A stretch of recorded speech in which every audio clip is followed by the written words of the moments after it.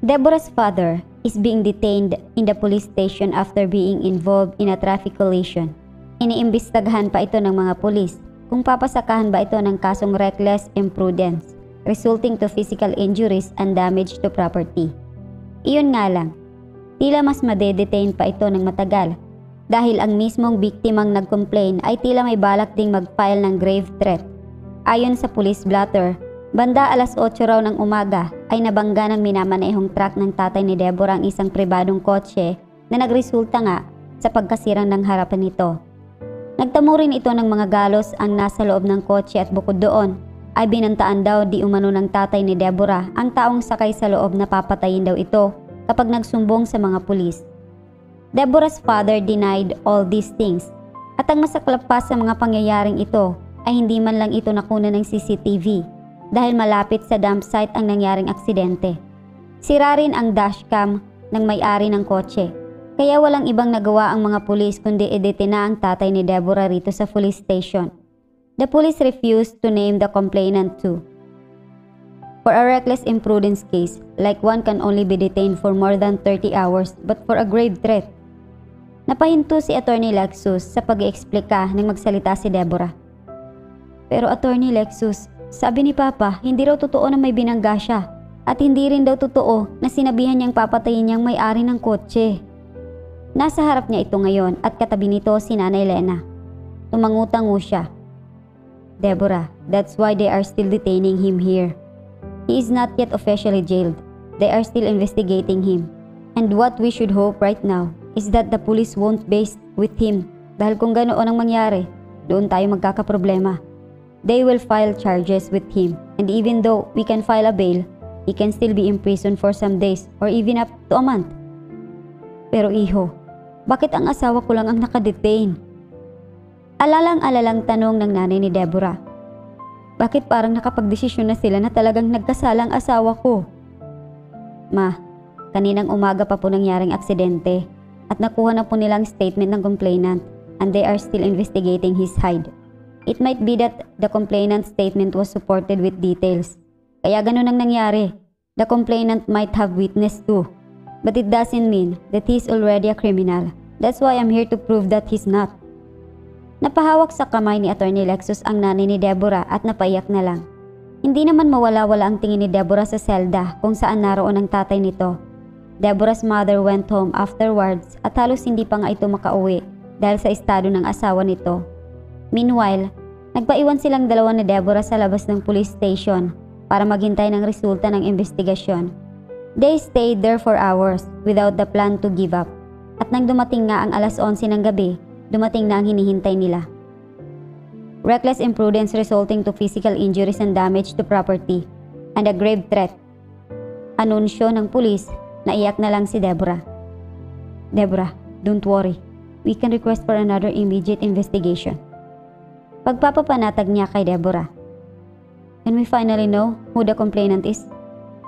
Tanong niya sa pulis. It's a woman named Sarah Lim at witness niya ang isa niyang driver at isang bodyguard. Natigilan silang dalawa, lalong-lalo na si Deborah. What are the bases? Binigay sa kanya ang kopya ng resulta ng investigation. Kumunot ang noo ni Attorney Lexus nang basahin iyon. You are filing him 3 charges just because you saw a damage on the victim's car and that she receives a light bruise? This is not a solid basis for the charges. Alma ni Attorney Lexus. Binantaan din ng akusadong biktima na papatayin siya nito. Sagot ng pulis. And who are your witnesses? The complainant's driver and bodyguard? At hindi nyo man lang naisip kung paanong nagkagalos ang complainant kahit nasa backseat siya. Do you think we're stupid? Tumaas na ang boses ni Attorney Lexus. If you want to request another investigation, so be it. But we can just Mr. Galang let go home tonight. You are a lawyer and you know that a grave threat is a serious crime. Makakauwi na kayo. Hinarap niya si Deborah. Deborah, the charges are not yet official. It will still take a long time before it will become final. And we will make sure that it won't go to the prosecutor's office. Pinasadahan niya ng masamang tingin ng pulis na nasa harap nila ngayon. And we will make sure that the people who did this to your father will lose their job and will rot in jail. This is a promise from me. Due to Attorney Lexus' persistence, nagawa silang pagbigyan ng makausap muli ang tatay ni Deborah. Tila natakot ang mga pulis sa kanya nang mapag-alaman nila kung sino siya at madatnang galit na siya ngayon sa mga nangyayari. Papa, babalikan ka namin ni Attorney Lexus. Huwag ka mag-alala, makakaalis ka rin dito agad. Tura ni Deborah sa sariling ama, hindi pa rin ito mapigilan ng pag-iyak. Papa, give me a day, just a day, and I will get you out here. Pangako niya rito. Umalis na sila pagkatapos at imbis na umuwi na sa bahay, hiniling muna ni Deborah sa kanya na puntahan si Sarah Lim ngayon. Una, tinanggihan niya ito dahil baka magresulta lang ito ng mas marami pang gulo. Ngunit dahil hindi na niya nakayanan ang pagmamakaawa ni Deborah, ay pinagbigyan niya na ang gusto nitong mangyari. He knows where Sarah Lim's apartment at pinuntahan nga nila ito. Gulantang na gulantang ito nang makita silang dalawa sa harapan ng pinto nito, pero hindi naglaon ay nagmaldita na naman ito. Ikaw ba ang may gawa nun sa papa ko? Tanong ni Deborah rito. Nangigting ang mga panga ni Sarah Lim, hindi ito agad nagsalita. We saw your interviews on those fucking reporters. Galit na sigaw ni Attorney Lexus dito. Napayuko at napahagulgol si Deborah. Habang papunta sila rito, nakita nilang dalawa ni Deborah ang samot-saring news patungkol kay Sarah Lim at kung paano ito nasangkot sa isang aksidente. Sarah Lim played the victim's role very well at umiiyak pa nga ito sa harap ng mga kamera habang ginigiit kung paano sadya raw na binangga ng isang garbage truck ang sasakyan niya, kung paano siya nagkagalos ng maliit sa leeg, kung paano raw siya nito pinagtangkaang papatayin kung magsusumbong sa pulis, at kung paano siya nito tinakasan ng basta-basta lang.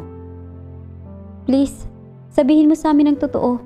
Sabi ni Papa, umalis daw siya pagkatapos kasi hindi ka naman daw niya talaga nabangga at hindi ka naman daw niya pinagbantaan. Please, sabihin mong totoo. Pagmamakaawa ni Deborah. Kinuyom ni Sarah Lim ang sariling kamao. Dumating bigla ang bodyguard at driver sa likod nito. Walang suot na pangitaas. What the fuck? Napamura si Attorney Lexus sa nakita. Sarah Lim is almost naked too. Naka-spaghetti trap ito na abot hanggang ilalim lang ng petan. It's even clear that she's not wearing a brassy wrist. If you're talking about that old and criminal garbage truck driver who hit my car, who almost killed me, and who threatened my life, then yes, I'm the one who filed complaints on him. At bakit kayo ganyan sa akin? Do you think I am really lying? Here, see my bruise. Pinakita nito ang namumulang leeg niya. See?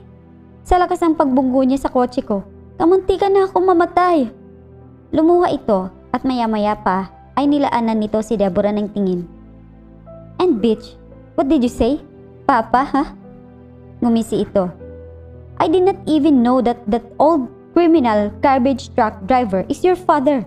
Sa tingin mo sinadya ko ang lahat ng iyon, ha? Para saan? Dahil ayaw kong magkatuluyan kayo ni Lexus? Go date each other. Laplapin niyo ang isa't isa. Wala akong pakialam. But one thing is for sure. Pinandisikan sila nito ng mga mata. That filthy garbage truck driver, which is your father, will rot in jail. Please naman, maawa ka sa papa ko. Naipikit ni Attorney Lexus ang mga mata niya sa pagmamakaawa nito. You want me to pull back my complaint? O sige, pero sa isang kondisyon. Anito, nagmamakaawang tumitig si Deborah rito. Lumuhod ka sa harap ko. Untag ni Sarah Lim. Iyon lang ba? Tanong ni Deborah. Lumuhod ka at halikan mo ang sahig. Sige, gagawin ko. When Deborah was about to do it, mabilis na hinila ni Attorney Lexus ang kamay nito. There's no need to do it, Deborah. Naramdaman niyang napatitig ang lumuluhang mga mata ni Deborah sa kanya. Blanko lang siyang nakatingin kay Sarah Lim na binabakuran ng bodyguards at driver nito sa likod. I'll make sure that it will be Sarah Lim who'll kiss the floor and who'll kneel in front of you and your father. Nakita niya ang panginginig ni Sarah Lim. Hinila niya si Deborah at inalis sa maduming lugar na iyon. Somehow, in some ways, pakiramdam ni Attorney Lexus ay siya ang punot dulo ng gulo. This is an obvious result of Sarah Lim's hatred towards him and Deborah. Therefore, he should be the one who'll clear this chaos. Makailang beses niya nang pinalampas ang panggugulo ni Sarah Lim sa buhay niya. But now that she's already trying to mess Deborah's life, ay hindi niya na ito mapapatawad pa. Sarah Lim has given Deborah a disaster, and he will make sure that it will ricochet to her with a greater burden and ache. Attorney Lexus doesn't look a human being in front of the criminals. Sa mahigit kalahating buwan kong pagmamalagi sa tabi niya, makailang beses ko na rin nasaksihan ang magpanalo siya ng mga civil cases sa loob ng trial court.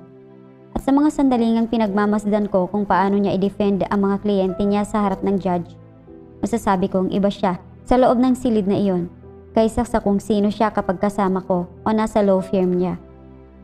Kapag kasama mo siya, mararamdaman mong normal lang siyang tao gaya mo. Kapag nasa law firm naman siya, pwede ka pa rin makipagbiruan sa kanya, pero mayroon ng limitasyon.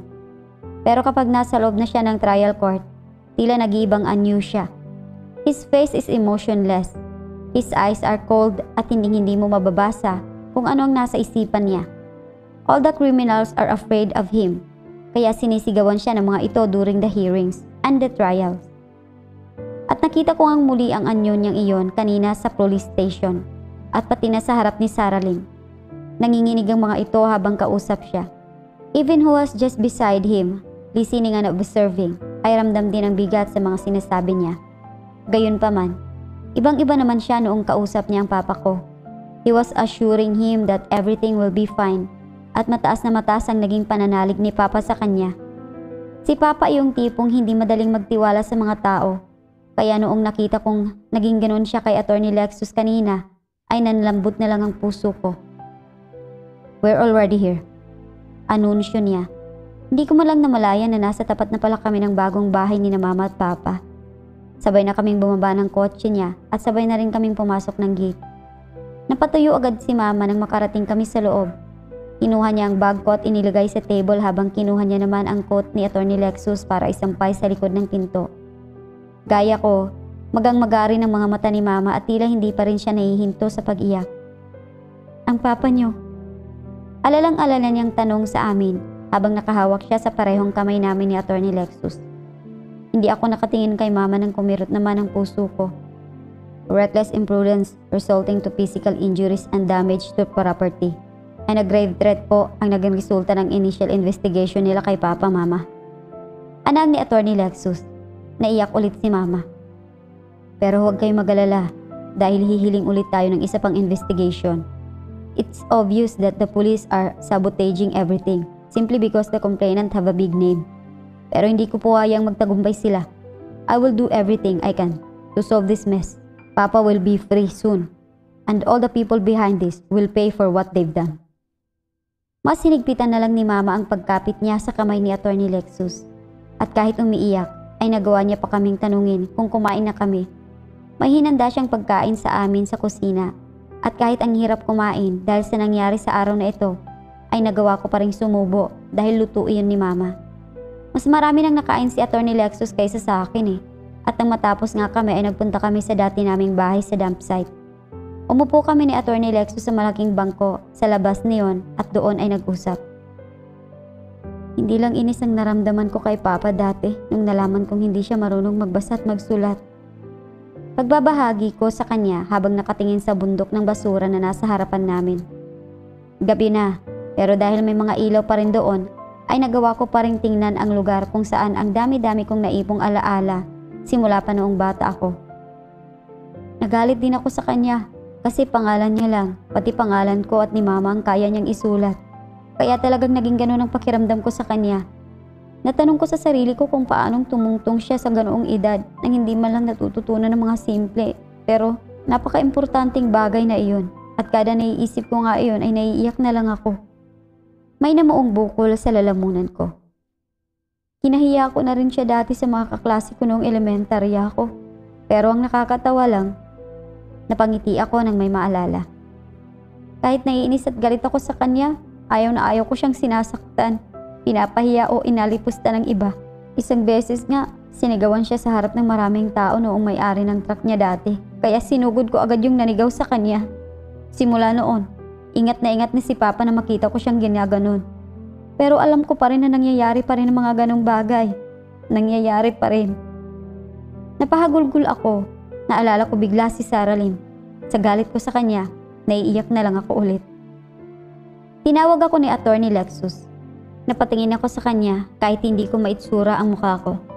May walang kasing lawak ng ngiti sa mukha niya. I may no longer remember how to have a father, but looking at you right now, pouring tears in front of me, makes me realize that you are really a good daughter to him. You may hate him before, but for sure, he understands it. Your father may don't know how to read or write, but for sure, he knows what's inside your heart. And even without you telling him things directly, your father knows that you love her very much. And with that fact alone, your father will surely overcome this trouble. This is just nothing compared to the battles he endured raising his only daughter. Explika sa akin ni Attorney Lexus na naging dahilan ng mas matindi ko pang pag-iyak. Soon, hindi ko na rin namamalaya na tinatawag ko na pala si Papa habang umiiyak at nakatitig lang sa dump site. Papa! Sigaw ko at naging mas malakas pa nga ito nang hindi kalaunan. Nang mailabas ko na ang lahat ng hinanakit ko, kinalma ko na rin ang sarili ko at hinarap ng muli si Attorney Lexus na nasa tabi ko lang at nakikinig sa pag-iyak ko kanina pa. Attorney Lexus Park? Pagtawag ko sa kanya, namamaos na ang boses ko eh. May ngiti pa rin sa mukha niya. Nakapagdesisyon na ako. Turan ko. Mas tinitigan niya pa ako habang hinihintay ang kadugtong ng sinabi ko. I want to be a lawyer too. Anang ko, tumango lang siya. Hindi nagsasalita ngunit lumapad ang ngiti ng tinitigan ng bundok na basura na kanina ko pa pinaglalaanan ng tingin. Ilang beses ko nang tinatanong sa sarili ko kung ano ba gusto kong mangyari sa buhay ko at hindi ko nga mahanap-hanap ang sagot.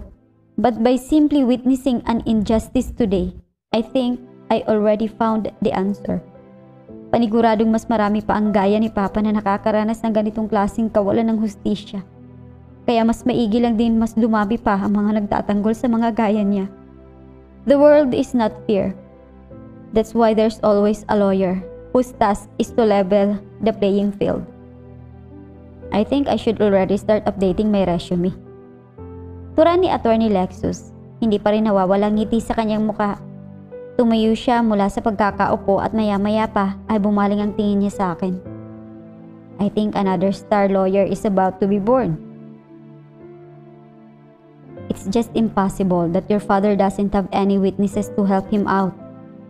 Ani Attorney Lexus habang palakad-lakad silang dalawa ni Deborah sa highway na nasa tapat ng dump site kung saan nangyari ang aksidenteng kahapon ng umaga. Habang nasa likod ang parehong kamay, ay nilibot niya ang kanyang paningin sa buong lugar at kung hindi mga poste ay puro mga bundok ng basura at mga maliliit na bahay at bakanting lote lang ang makikita niya. Lagpas 12:00 na kagabi nang makauwi silang dalawa ni Deborah sa bahay niya at ngayon ay nandito na naman sila. Inikot muli ni Attorney Lexus sa pangalawang pagkakataon ang buong dump site at nang tumama nga ang sinag ng bukang liwayway ay naningkit lang ang mga mata niya. He felt that Deborah is looking at him with hope. Kaya agaran niya ring kinatagpo ang mga titig nito. Her eyes are still lovely, despite of the fact na grabe ang iniyak nito kahapon. Pero mas maganda pa rin ang mga mata nito kapag pinaparesa ng ngiti. That's why he hopes that Deborah would no longer cry anymore. At gagawin niya ang lahat, hindi lang umiyak muli ito. At kung iiyak man ay sisiguraduhin niyang dahil ito sa sobrang saya. Deborah, the most important thing a lawyer should possess is always the evidence and the witnesses of his client. Kung wala ang mga iyon, hindi rin mapapakinabangan ang galing ng isang lawyer. Eksplika niya kay Deborah nang hindi ito nakapagsalita pagkatapos siyang titigan ng matagal. Hinawakan niya ang mga balikat nito. And most importantly, the evidence should always be true and that the statement of the witnesses are not fabricated. Pero may mga attorney ring gumagawa ng hindi tama, di ba? Tanong nito sa kanya. Nginitian niya ito. Lawyer should always tell the truth. A lawyer who doesn't is not a lawyer, but a liar. Napangiti si Deborah sa sinabi niya. Vincent Omnia Veretas. Anito? Oh, paano mo nalaman yan? Tanong ni Attorney Lexus. May painting na naka-frame na ganoon sa sala sa office mo. Anito, do you know what it means? Tanong niya. Tumango si Deborah. Truth conquers all. Wow! Napahangang muli si Attorney Lexus. Now that you have already decided that you want to be a lawyer, I'm already starting to get nervous. You might just steal my name as a star lawyer. Napatawa pa siya. Hinawakan lang siya sa kamay ni Deborah. Attorney Lexus. Tinitigan niya ito sa mga mata niya. Maya-maya pa, niyakap siya nito. Hindi ko alam kung anong gagawin ko kung wala ka. Niyakap niya ito pabalik at pinakinggan lang nang muling magsalita. Ako lang ang inaasahan ni na mama at papa. At kung ako lang siguro mag-isa ang humarap nito, hindi ko alam kung magagawa ko to ng tama. Thank you so much, Attorney Lexus. What he admires the most about Deborah is she can say what she really feels inside. Deborah cries when she feels the need to so. Hindi ito natatakot magpakita ng emosyon at mga kahinaan. Something that she thinks her weakness. But the truth is, it's actually her greatest strength. Attorney Lexus is completely aware that it takes a lot of power to be soft. Bagay na madali lang na nagagawa ni Deborah. Deborah, I'm already your boyfriend. When would you drop the honorifics? Tanong niya rito. May dumaan-daan ng sasakyan sa highway na nasa gilid nila. Umiwalay sa pagkakayakap sa kanya si Deborah. Mas gusto ko kasing tawagin ka sa ganoong paraan. Everybody calls me attorney. What about ko? Halika na nga. Hinila na siya ni Deborah. Deborah, ko is a shortcut of Akua in Cebuano which means mine. Deborah! Pinuntahan nilang dalawa ni Deborah ang mga bahay-bahay na naroon sa loob ng dump site. Andindi nga sila nabigo sa kadahilanang nakatagpo nga sila ng mga witnesses patungkol sa nangyaring aksidente kahapon ng umaga. There were actually many residents who saw it. Pero hindi nila naman daw sila pinuntahan ng mga pulis para tanungin kung anong nangyari. At si dinami-dami ng nakakita, may isang witness ang nakakuha ng malinaw na ebidensya. Si Aling Miranda na may-ari ng tindahan na nasa may likod lang ng bahay ni na Deborah kung saan mula roon ay kitang-kita ang highway. Binibidyohan ko ang sarili ko noon nang may makita akong nagkagulo sa highway. Nang makita kong si Mang David iyon na tatay ni Deborah, agad kong pinuntahan. Akala ko may nangyaring masama sa kanya. Mabuti na lang. Pagdating ko roon, wala naman pala. Sadyang sinisigawan lang siya yung isang mataray na babae. Tinuturo-turo niya pa nga ang tatay nito kahit nahalata namang wala itong ginawang masama. At yung sira sa harapan ng kotse niya, naku, nandun na yun bago pa sila magkaengkwentro ni Mang David. Wala ang nanay ni Deborah noon kasi nagdi-deliver ng ulam. Pero Diyos ko, kung nandun lang siya, nasa bunutan niya siguro yung babae. At kung walang maniwala sa mga pinagsasabi ko, eto, may video ako oh, klarong-klaro yan. Paliwanag nito, sabay ipinakita sa kanilang lahat ang video na kuha sa cellphone at talagang totoo nga ang sinabi nito. Alalang-alala ang mga kapitbahay ni na Deborah sa tatay nito ngayon. Nang malaman nilang nadetena pala ito. Kakalipat lang kasi ng bahay ni na Deborah kaya ngayon lang din nalaman ng mga ito kung anong nangyari. Kilalang napakabuting tao ang tatay ni Deborah sa lugar na ito. Kaya't labis na lang ang naging sama ng loob ng lahat dahil sa pagkaditina nito. Kilalang mapagbigay ang pamilya ni Deborah sa lugar na ito at halos lahat ng nandito ay may utang na loob sa pamilya nito, lalong-lalo na kay Mang David. Tinanong ni Attorney Lexus kung papayag bang mga ito na maging witness ng tatay ni Deborah at wala nang pagdadalawang isip ang naging mga sagot nito. Handang-handa kami. Hindi halos makapagbasa at makapagsulat si Papa, pero ngayon ko lang natandaan na ang dami niya palang natulungan. Si Carlo, yung batang lalaking anak ng katrabaho ni Papa. Minsan niya na yung sinagip mula sa pagkakalunod sa ilog. Ang dami-dami niya na rin pinautang kahit walang-wala kami sa mga panahong yun. Napahagulgul si Deborah. Si Aling Miranda, minsan niya na rin iyong sinagip mula sa sunog. Ang sama-sama kong anak, bakit ngayon ko lang napagtanto ang lahat ng ito? Pinakinggan niya lang ang pag-iyak ni Deborah habang nasa sasakyan niya ito. He's just speechless right now. Kahit siya ay gulat na gulat din sa dami ng gustong tumulong sa tatay nito. Napangiti si Attorney Lexus habang nagmamaneho. The moment he'll marry Deborah, he's going to have in-laws who are heroes. Nagpunta silang muli sa presinto at doon nga ay nadatnan nilang pareho si Sarah Lim. Nasusumpaan na ang mga sinabi nitong mga paratang sa tatay ni Deborah. The bitch is wearing some shades as if umiyak ito ng sobra-sobra kagabi. Kasama-kasama rin ito ang driver at ang bodyguard na nakabuntot lang lagi. Nasa likod lang sila ni Sarah Lim habang nanunumpa ito at nang maramdaman niya ang galit ni Deborah na nasa tabi niya ay agad niyang hinawakan ng kamay nito. Let her be, Deborah. She's digging her own grave by doing this. Maya-maya pa, natapos na si Sarah Lim sa panunumpa. Bukod sa kanilang dalawa ni Deborah ay sobrang dami rin ng reporters na kumukuha ng live coverage rito. At nang humarap na nga ito sa kanilang lahat, ay sinimulan na rin itong batuhin ng samot-saring tanong ng mga reporters. Kahapon ng umaga, I was about to go to the gym nang napadaan kami sa isang dump site at nabunggunga kami ng isang truck. Kunwari naiiyak si Sarah Lim sa harap ng mga maraming reporters. Mas sinigpitan ni Atty. Lexus ang pagkakahawak niya sa kamay ni Deborah. My driver drove my car slowly on the right lane at iyon nga, may bumangga na bigla sa amin. Nawalan ako ng malay sa loob ng ilang segundo dahil sa lakas ng impact at nagkagalos pa ako sa leeg ko. Pagkagising ko, umuusok na yung harapan ng sasakyan ko. Lumabas ako kasi lumabas na rin ang driver at bodyguard ko. Kausap nila yung driver ng truck at total ako naman, yung may-ari ng kotse. Kinausap ko na rin siya. Sa totoo nga po, naawa ko sa kanya dahil matanda na siya. Pero nagulat na lang ako kasi sinigawan niya ako. Sinabi niya po sa akin na papatayin niya raw po ako kapag nagsumbong ako sa pulis. Umiyak muli ng peke si Sarah Lim. Paniwalang-paniwala naman ang mga reporters.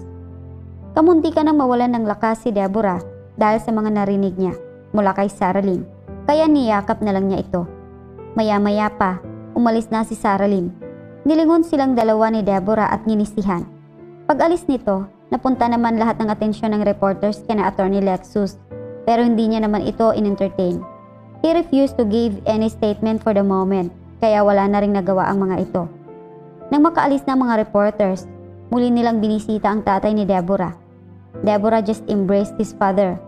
Tinanguan lang din ito ni Atty. Lexus, na ipangako niya na kung ano ang dapat niyang ipangako kagabi at sisiguraduhin niyang tutuparin iyon sa pinakamadaling panahon. Nagpunta na rin sila sa law firm at gulat na gulat nga silang pareho ni Deborah nang madat na nilang sobrang tahimik ng mga empleyado roon at tila kinakabahan. At natagpuan nga nila ang dahilan nang makapasok na sila sa loob ng opisina niya. Sarah Lim is already there with its driver and bodyguard. Nakangisi ito habang nakaupo sa sofa ng opisina niya. Why are you here? Tanong ni Atty. Lexus. Nasa gilid niya pa rin si Deborah at hawak-hawak niya pa rin ang kamay nito. I want you to become my lawyer with my case against Deborah's father. Sagot nito. Ayaw mo maging lawyer ko? O sige, I will post it on social media at sasabihin kong ayaw mong pumayag dahil pinagtatanggol mo ang tatay ng girlfriend mo na isang kriminal. Sigaw ni Sarah Lim kay Atty. Lexus matapos itong tumanggi na maging lawyer niya. Punong-puno na ako sa kanya ngayon at kung hindi lang hawak-hawak ni Atty. Lexus ng mahigpit ang magakong kamay, ay baka nasugod ko na siya. Wala na akong pakialam kung nariyan ang bodyguard niya. Ang gusto ko lang ay masaktan siya ngayon. Gustong-gusto ko na siyang saktan. At naiiyak na nga lang ako sa galit dahil hindi ko iyon magawa. Your life is too much dependent on your social media. I wonder how it feels if all your followers will turn their back against you. Turan ni Atty. Lexus kay Sarah Lim. May hindi may paliwanag sa ngiti nito. His aura is so dark right now na madalas ko lang nakikita kapag nasa loob siya ng trial court at kapag may kaharap siyang kriminal. Sarah Lim even trembles because of it. Kitang-kita ko ang panginginig ng kalamnan niya. Halos hindi niya rin maikurap ang mga pilik mata niya. Go ahead. Post it. I won't mind. Paghahamon ni Atty. Lexus. Madaling kinuha ni Sarah Lim ang cellphone niya at nang akmang mag-Facebook live na nga siya, ay agad siyang natigilan ng magsalita ulit si Atty. Lexus. But you have to remember, there will be no turning back. It might become your last live video too, since after that, I'm going to add more cases towards the cases that I'll be filing towards you. Nanigas si Sarah Lim sa sinabi ni Atty. Lexus. What are you saying? You're filing a case on me? Why? Ako bang nakabangga rito? Lexus, ako ang binangga ng tatay ni Deborah. Can't you see that? Miss Lim, I'm really glad that you had never become my girlfriend. What? Tuminis ang boses nito. You're a fucking liar and I hate fucking liars. Malutong na pagmumura ni Atty. Lexus. Mabilis akong pinagbuntunan ng galit ni Sarah Lim. You! Dinuro niya ako. Ikaw ang dahilan kung bakit naging ganito si Attorney Lexus. He's not like this when you came. It's all because of you. You're so desperate. Giit niya sa akin. Hindi ako nakapagsalita. Yes, she's desperate. Sagot ni Attorney Lexus. My girlfriend is desperate, but she's not desperate for herself. She's desperate for her parents. At sabihin na nga nating desperada nga siya, but at least she's not a liar. Sumigaw at nagwala si Sarah Lim. You'll better get another lawyer and make sure that he's not a liar like you. Ani Attorney Lexus at mas nagwala pa iyon. Pinaalis na sila ng security guard ng law firm at nang kami na nga lang ni Attorney Lexus ang natira roon, ay agad niya akong niyakap ng walang kasing lakas. She'll pay for this. I'm going to make sure of that, Deborah. Ramdam na ramdam ko ang galit sa boses niya. Mabilis pa sa 4:00 ay agad nang nag-file si Attorney Lexus ng 3 cases ng perjury kay Sarah Lim. He gathered all his connections in media. When he filed that, he'll represent my father too at papasakahan niya rin ng kaso ang mga pulis kasabwat ni Sarah Lim. Doon ko lang din nalaman na kaya pala hinayaan niya lang si Sarah Lim na sumumpa ng statement nito kaninang umaga ay para talaga makasuhan niya ito ng mabibigat na kaso base sa mga statement na binigay nito. With the help of more than 20 witnesses and some solid evidence, naging mas matibay pa nga ang kasong sinampa niya rito.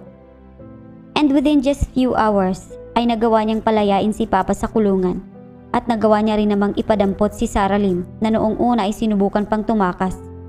All the police involved will be investigated too. At kapag napatunayan ngang naging bias sila kay Papa ay talagang masisibak sila sa trabaho at ang mas malala pa riyan ay baka makulong din sila. Papa, ayos ka lang ba? Tanong ko kay Papa noong sa wakas ay pinalaya na siya. Nasa labas pa rin kami ng presinto ngayon. Gabi na at hinihintay na lang namin ang pagdating ni Sarah Lim at ang driver at bodyguard niya rito. Dinakip na sila ng mga pulis sa kabilang station at dito nga silang 3 idedete na. Nginitian ako ni Papa. Niyakap ko lang siya.